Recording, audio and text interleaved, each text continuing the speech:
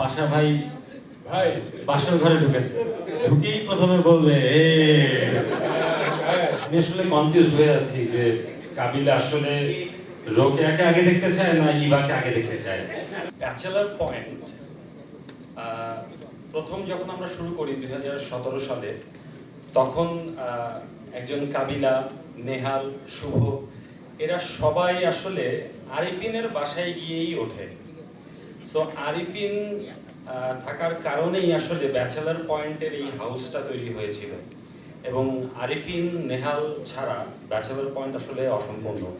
Bachelor পয়েন্টের জন্য একজন আরিফিন, নেহাল, কাবিলা, পাশা ভাই, হাবু ভাই এবং ব্যাচেলার পয়েন্টে যে যত চরিত্র আছে সবাই প্রয়োজন, এবং সবাই আসলে আমার ভালোবাসার চরিত্র, এবং আমাদের গল্পের প্রয়োজন অনুযায়ী সবাই আসবে, আবার যাবে, আবার আসবে।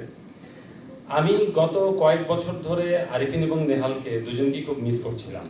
তো আমার মনের মধ্যে এক ধরনের স্বপ্ন ছিল যে সিজন 5 স্টার্ট করলে আমি কি এই দুইটা চরিত্রকে পাশে পাবো কিনা।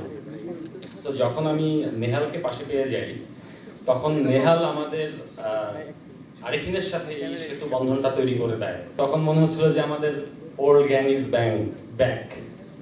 সো আমাদের ব্যাচেলার পয়েন্ট এখন পরিপূর্ণ, এবং যারা ব্যাচেলার পয়েন্ট ভালোবাসে তারা চ্যাপ্টার 10 দেখলে আসলে ইমোশনাল হয়ে যাবে আমার বিশ্বাস, এবং তারা পরিপূর্ণ ব্যাচেলার পয়েন্টকে দেখতে পাবে। So I believe consistency is the কি।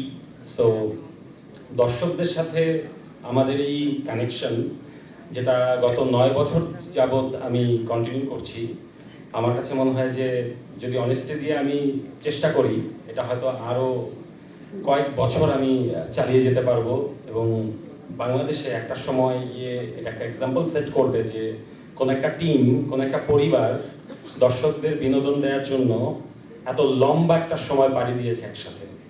সো সবাইকে ধন্যবাদ এবং পাশে থাকবেন। Thank you.